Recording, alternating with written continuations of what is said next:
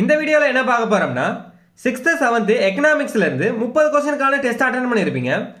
அதுக்கான answer key தான் இந்த வீடியோவில் பார்க்க போகிறோம். ஸோ ஸ்கிப் பண்ணாமல் கடைசி வரையும் பாருங்கள். இன்னும் இந்த டெஸ்ட்டை நீங்கள் அட்டன் பண்ணலன்னா டெஸ்ட்டுக்கான லிங்க்கும் டிஸ்கிரிப்ஷனில் இருக்குது, செக் பண்ணிக்கோங்க.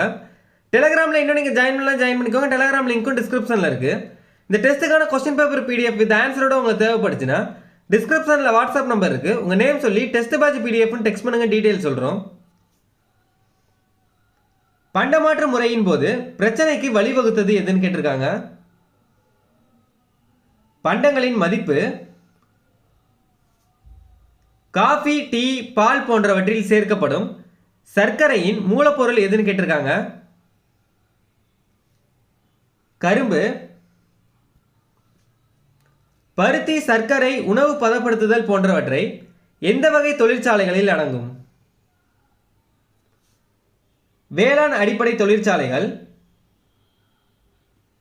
பருத்தி, சர்க்கரை, உணவு பதப்படுத்துதல் போன்றவை எந்த வகை தொழிற்சாலைகளில் அடங்கும்னா வேளாண் அடிப்படை தொழிற்சாலைகளில். காகித தொழில்கள், மர சாமான்கள், கட்டுமான பொருட்கள் போன்றவை எத்தொழில்களில் அடங்கும்? காடு சார்ந்த தொழிற்சாலைகளில். காகித தொழில்கள், மர சாமான்கள், கட்டுமான பொருட்கள் போன்றவை எந்த தொழிலில் அடங்கும்னா காடு சார்ந்த தொழிற்சாலைகளில். சிமெண்ட், இரும்பு, அலுமினியம் போன்றவைகள் எந்த தொழிலில் அடங்கும்? கனிம தொழிற்சாலைகளில். சிமெண்ட், இரும்பு, அலுமினியம் போன்றவைகள் எந்த தொழில்களில் அடங்கும்னா கனிம தொழிற்சாலைகளில். கடல் உணவு பதப்படுத்துதல் எதில் அடங்கும்? கடல்சார் தொழிற்சாலைகளில். கடல் உணவு பதப்படுத்துதல் எதில் அடங்கும்னா கடல்சார் தொழிற்சாலைகளில். கிராமங்கள் தான் நம் நாட்டின் முதுகெலும்பு என்று சொன்னவர் மகாத்மா காந்தியடிகள்.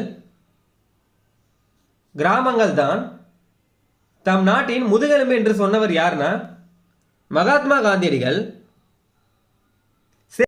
தொழில்கள் என்று எந்த நிலை தொழில்களை அழைக்கிறோம்? மூன்றாம் நிலை தொழில்களை. சேவைத்துறை தொழில்கள் என்று எந்த நிலை தொழில்களை அழைக்கிறோம்னா மூன்றாம் நிலை தொழில்களை. உலக மக்கள் தொகையில் நகரத்தில் வாழும் மக்கள் எத்தனை சதவீதம்னு கேட்டிருக்காங்க. 50க்கும் மேல். உலக மக்கள் தொகையில் நகரத்தில் வாழும் மக்கள் எத்தனை சதவீதம்னு கேட்டிருக்காங்க. 50% மேல். தமிழ்நாட்டில் எத்தனை சதவீதம் பேர் நகரங்களில் வாழ்கிறார்கள்?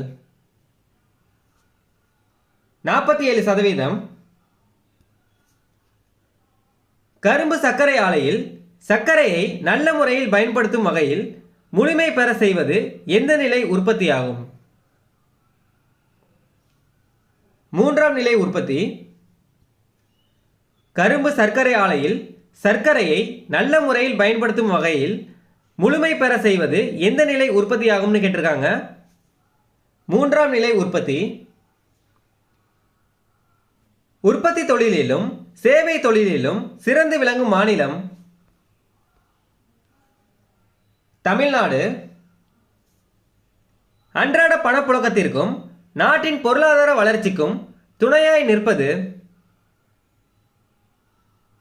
வங்கிகள். கீழ்கண்டவற்றுள் எது முதல் நிலை உற்பத்தியில் அடங்கும்னு கேட்டிருக்காங்க. மீன்பிடித்தல். கீழ்கண்டவற்றுள் எது முதல் நிலை உற்பத்தியில் அடங்கும்னு கேட்டிருக்காங்க. மீன்பிடித்தல். நமது நாட்டின் மொத்த உள்நாட்டு உற்பத்தியில் பெரும் பங்கு வகிப்பவை எந்த உற்பத்திகள்னு கேட்டிருக்காங்க. மூன்றாம் நிலை உற்பத்தி அல்லது சேவைத்துறை உற்பத்தி.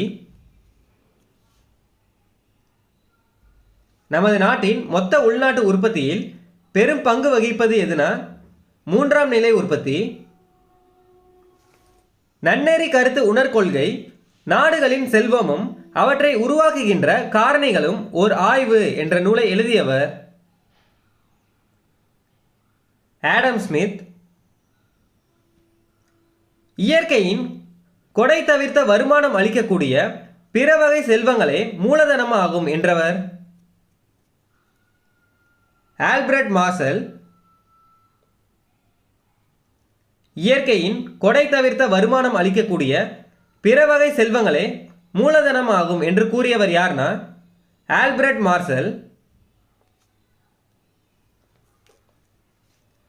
கட்டிடங்கள், கருவிகள், இயந்திரங்கள் போன்றவை எந்த மூலதன வடிவத்தை சேருமோ? பொருள்சார் மூலதனம்.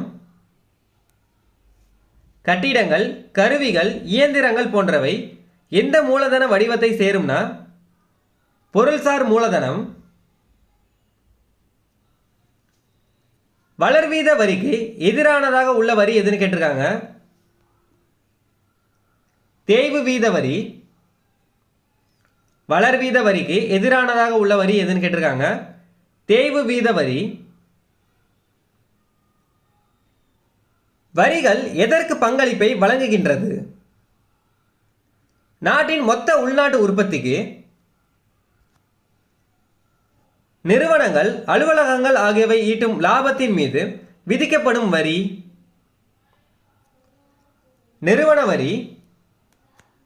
நிறுவனங்கள், அலுவலகங்கள் ஆகியவை ஈட்டும் லாபத்தின் மீது விதிக்கப்படும் வரி எதுனா நிறுவன வரி. ஒருவர் வைத்துள்ள சொத்துக்களின் மதிப்புக்கு ஏற்ப விதிக்கப்படும் வரி. சொத்து வரி. மறைமுக வரிகளுக்கு எடுத்துக்காட்டு கேட்டிருக்காங்க?